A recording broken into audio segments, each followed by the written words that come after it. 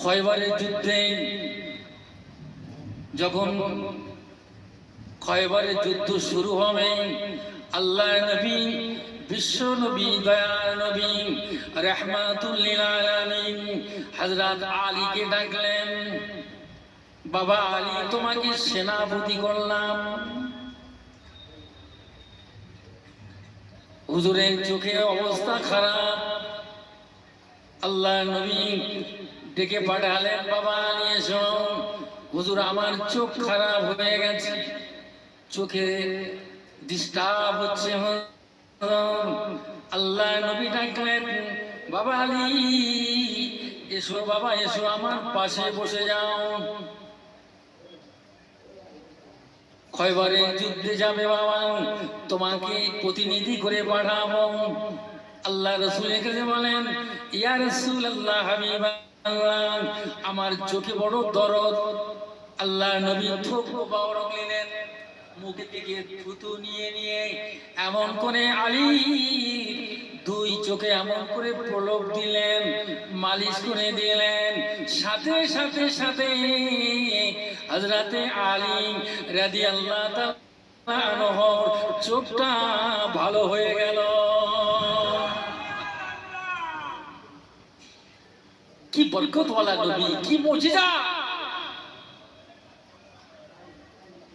যুদ্ধ চলছে, তুমুল যুদ্ধ চলছে, বীর বিক্রমে যুদ্ধ চলতে শুরু হয়ে গেল। বাবারা, ভাইদেরা, কত কাফের বেদুইনরা সব তলোয়ার আঘাতে চলে গেল।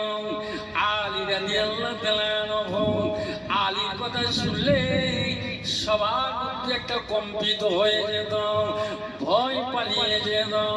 হুজুরের তলোয়ার শত শত হাজার হাজার ওই শত্রু দুশ্মনদেরকে ঘায়েল করলেন। অবশেষে দেখা যায় হযরতে আলী রাদিয়াল্লাহু তাআলা আনহুর ঢালটা ভেঙে গিয়েছে। কি ভেঙে গিয়েছে? জোরে বলেন। ঢাল ভেঙে গিয়েছে। হুজুর কি করবেন? কিন্তু তীর আসছে, আর এমন করে যুদ্ধ চলছে, ঢাল বাম হাতে দিয়ে ডান হাতে তলোয়ার খানা। হুজুরের ঢাল যখন ভেঙে গেল, ঢাল ভেঙে গেল, কি করবেন? তিনি কি করলেন? পাশে যে একজন বিশাল একটা গেট ছিল, লোহার গেট, কয়েকশো মণ ওজন সেই গেটের। আল্লাহ নবী সাহাবী হযরত আলী রাদিয়াল্লাহু তাআলা আনহু, হুজুর আমার, তিনি দুনিয়ার কোনো খেয়াল নাই, দুনিয়ার কোনো মাহির নাই, দুনিয়ার চিন্তা নাই, কেবলমাত্র আল্লাহ, আল্লাহ রাব্বুল আলামিনের তার দিল মন প্রাণ, দুনিয়ার সঙ্গে কোনো সম্পর্ক তার নাই। ঢাল যখন ভেঙে গেল, সঙ্গে সঙ্গে পাশে দৌড়ালেন। একটা দুর্গে ছিল, দুর্গায় ওই আপনার কিনা বিশাল আকারে ওই দুর্গের মধ্যে যে তার গেটটা এমন করে হাত ধরে টেনে নিল, সেই গেটটাকে নিয়ে তিনি ঢাল শুরু করে তিনি যুদ্ধের মাঠে তিনি যুদ্ধ করতে শুরু করে দিলেন। দেখা গেল যুদ্ধে জয়লাভ হলো, মুসলমানদের যুদ্ধে জয়লাভ। এই কথাটা আমি বলতেছি কেন? আপনারা জ্ঞানী জ্ঞানী মানুষ, আপনারা সবাই বুঝবেন, কারণ আমার থেকে অনেক পণ্ডিত আপনারা রয়েছেন, আল্লাহ ওয়ালা আছেন, আল্লাহ আশিকেরা রয়েছেন। আর এখন কি ওয়াজ করবো, সব এখন সব ইউটিউবের পুলিশের কত বেরিয়ে গেছে, বুঝতে পারলেন? এই জন্য এই বলার উদ্দেশ্য হলো এইটা, ফখর থাকলে হবে না, অহংকার থাকলে হবে না। যুদ্ধে যখন জয়লাভ করলো, সাহাবী হুজুরদের মধ্যে একটা পরামর্শ শুরু হয়ে গেল, হায়রে ওই দুর্গের যে একটা গেট, তার কয়েকশো মণ ওজন, হযরতে আলী তিনি ঢাল হিসেবে কেমন করে ব্যবহার করতে পারে। এই কথাটা হযরতে আলীর কানে চলে গেল। আলী তো বুক ফুলিয়ে বেড়াচ্ছে, খবর পৌঁছে গেছে। খবর পৌঁছে গেছে যে আলী এত ক্ষমতা, 100 মণ ওজন একটা গেট লোহা, আর সেই গেটটা কি ঢাল হিসেবে যুদ্ধ করলো কি করে? সবাই প্রশংসা করছে, সবাই প্রশংসা করছে। কথাটা আলী কানে চলে গেল। আলী তো এখন গ্রুপ ফুলিয়ে ব্যাঙের মতো ফুলবেন নেই, বেলুনের মতো ফোর্স হয়ে যাবে। আল্লাহ নবী এই খবরটা যখন পৌঁছে গেল, আল্লাহ নবীর কানে পৌঁছে গেল, ইয়া রাসূলুল্লাহ, ইয়া হাবিবাল্লাহ, হুজুর গো, হুজুর গো, হযরত আলী যুদ্ধের মাঠে যখন তার ঢাল ভেঙে গেল, ওই দুর্গের যে একটা গেট খুলে নিল, কয়েকশো মণ ওজন, হুজুর আলী এমন এত কেজি ওজনের ওই ঢালটা কেমন করে সে যুদ্ধ করতে পারে? আল্লাহ নবী, বিশ্ব নবী আমার, দয়া নবী আমার, রাহমাতুল লিল আলামিন আমার, ওই সময় বলেছিলেন ও সাহাবীরা, যাও বাবা আমার আলীকে ডেকে আনো। হযরত আলী রাদিয়াল্লাহু তাআলা কম্পিত হয়ে গেলেন, থরথর করে কাঁপতে শুরু করলেন, না জানি আমার রাসূল আমাকে কি বলবেন। কথা শুনছেন তো আপনারা? আলহামদুলিল্লাহ। শোনো, ওয়াজ সারাদিন শুনবেন, সারা জীবন ভর ওয়াজ শুনবেন।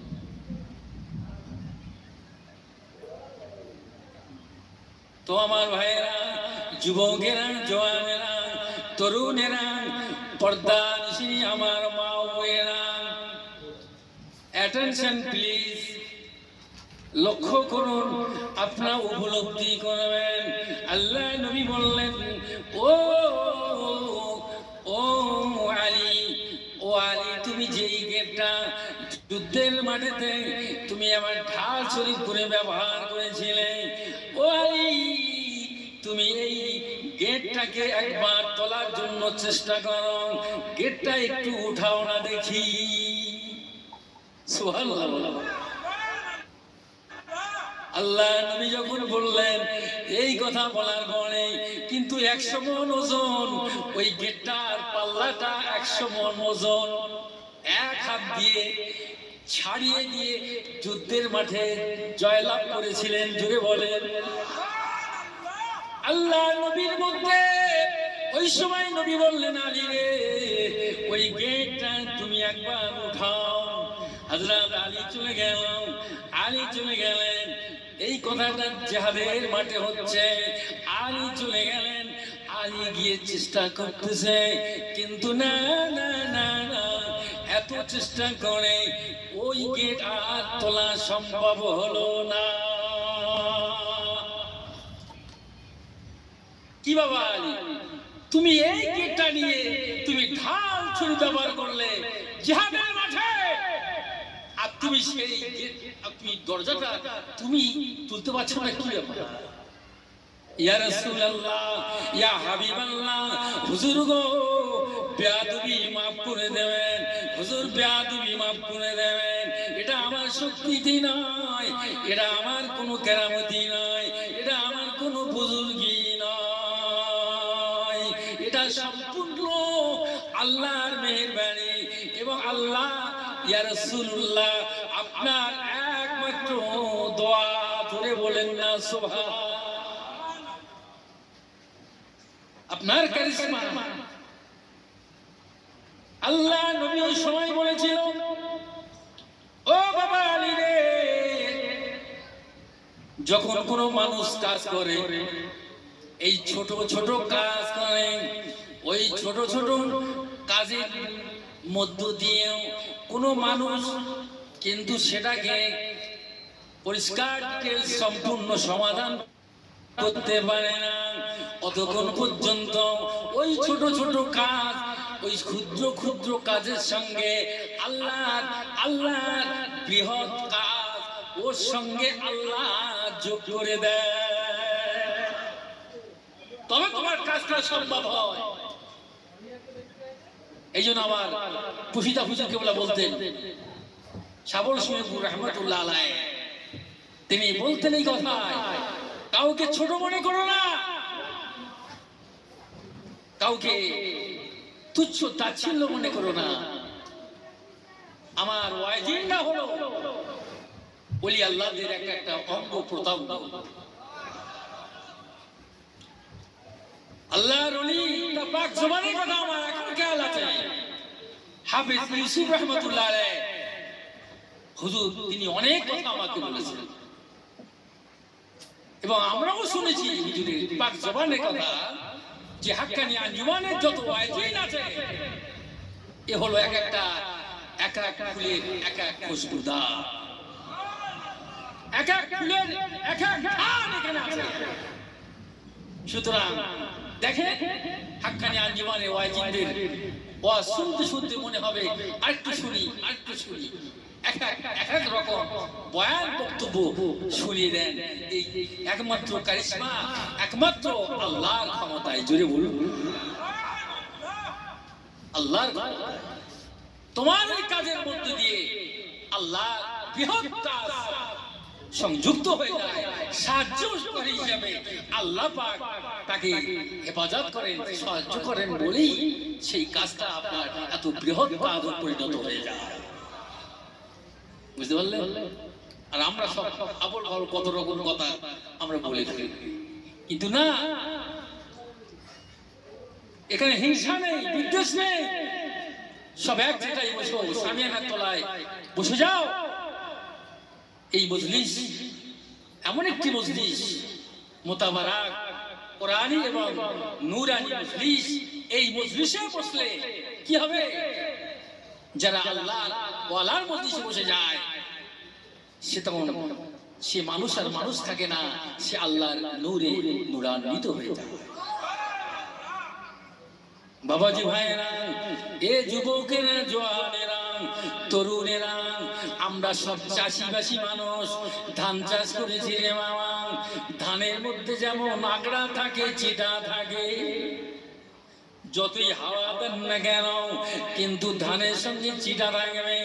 চাল যত আপনি বাঁচেন না কেন কাঁকড় থাকবে, খুঁত থাকতে পারে, কিন্তু আমার বাবাজি ভাইরা কিন্তু মনে করো না যে আমি বড় সাফা, বড় পরিষ্কার নির্লিন, আমার মধ্যে কোনো ময়লা নাই, কোনো গুনাহ নাই। কুল্লু বুনি আদম খাত্তাউন খায়রুল খাত্তাইনা তাওয়াবুন। প্রত্যেক আদম সন্তানরা ভুল করবে, অন্যায় হবে, বিয়াদবি করবে, অত্যাচার করবে, জুলুম করবে নফসের উপরে, কিন্তু খায়রুল খাত্তাইনা সেই উত্তম হবে ওই ব্যক্তি, গুনাহগার সেও শ্রেষ্ঠ হবে। সাহাবী হুজুররা বললেন, ইয়া রাসূলুল্লাহ, ইয়া হাবিবাল্লাহ, হুজুর গো আপনি বলুন না গুনাহগার আবার কেমন করে মর্যাদাবান হবে? আল্লাহ নবী বলেন, হ্যাঁ হ্যাঁ বাবা, তোমরা জানো না খায়রুল খাত্তাইনা তাওয়াবুন, সেই উত্তম হবে। সুতরাং সে যদি অন্যায় করে, ভুল করে যদি তওবা করে নেয়, তওবা করে নেয়, সে সর্বশ্রেষ্ঠ আল্লাহ পাকের কাছে। গুনাহ করেছে, কি আছে, যা ভুল হয়ে গেছে, আল্লাহ তুমি মাফ করে দাও, আল্লাহ তুমি মাফ করে দাও। কিন্তু আমরা ভুল হলে স্বীকার করতে চাই না। আমার বাবাজি ভাইয়েরা, যুবকেরা, এই জন্য করে জামানার মুর্শিদ সুফি আজম কাসী রাহমাতুল্লাহ আলাইহি আজকে সারা বিশ্বের কোণে কোণে এই উর্সে কুল মজলিস করছেন রে বাবা। আজকে ওজিফা 26-27টি ভাষাতে তিনি সারা বিশ্বে ছড়িয়ে দিচ্ছেন, প্রসার করে দিচ্ছেন রে বাবা। এই এশিয়ার মহাদেশে এমন কোথায় জায়গা বাকি নাই, বাকি নাই। হাক্কানি আঞ্জুমান সত্যের সংগঠন সারা বিশ্বে ছড়িয়ে পড়েছে।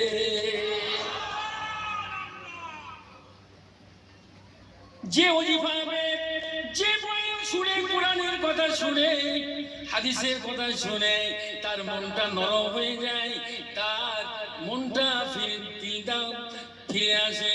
সে যখন নামাজি ছিল না, বেনামাজি ছিল, সে নামাজ পড়তে লেগেছে রে বাবা।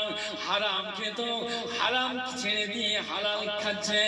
সে তো বাঁকা পথে চলতো, সে এখন সদা পথ ধরেছে রে বাবা। সুদ খেত, ঘুষ খেত, এলআইসি সারা বন্ধন করতো রে বাবা।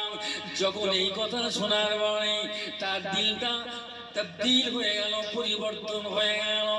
মুর্শিদ সুবেদান কাসি রাহমাতুল্লাহ আলাইহি তিনি বিশ্বের মানুষকে, পথহারা মানুষদিগকে পথের সন্ধান দিতেছে।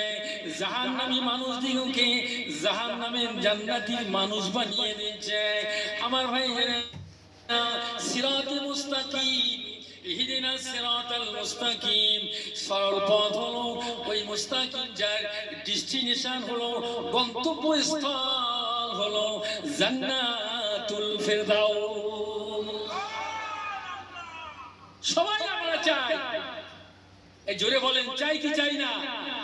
সবাই বলেন চাই কি চাই না? সবাই আমরা জান্নাতে যেতে চাই। আল্লাহ নবী বলেন আমার উম্মতের উপরে 73টা দল হবে রে বাবা। এই 73টা দল হবে, 72 ফিরকা হবে জাহান্নামী, একটা ফিরকা হবে জান্নাতি। সাহাবী হুজুররা বললেন ইয়া রাসূলুল্লাহ, ইয়া হাবিবাল্লাহ, দয়ার নবী গো, দয়ার রাসূল গো, আপনি একবার জানিয়ে দেন তারা কারা যারা জান্নাতি হবে।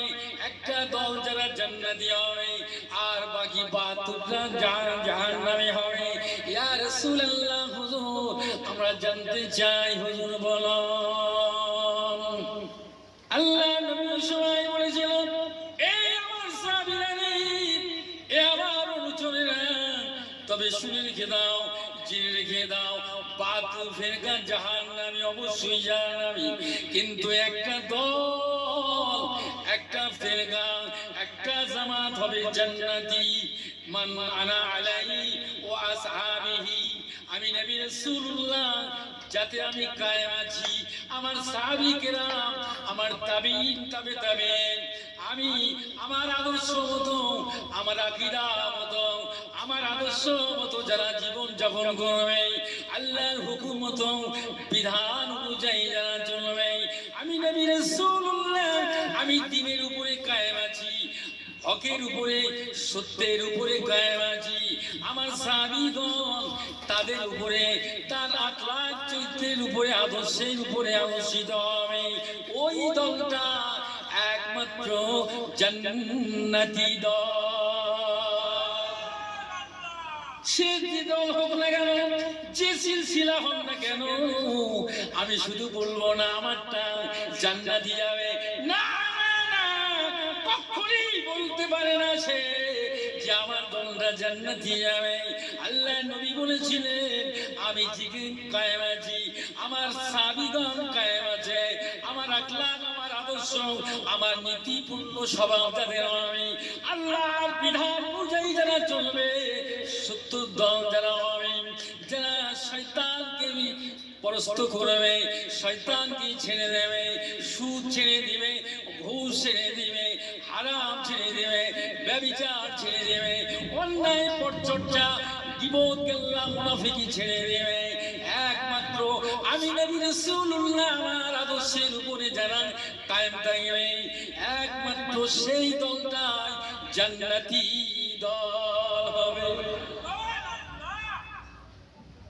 এইবার আপনারা কম্পেয়ার করবেন, কাঁটা পাল্লায় ওজন করে ঘরে গিয়ে বুঝবেন। আপনার ঘরে যে আপনার বিবেকের কাঁটা পাল্লায় ওজন করে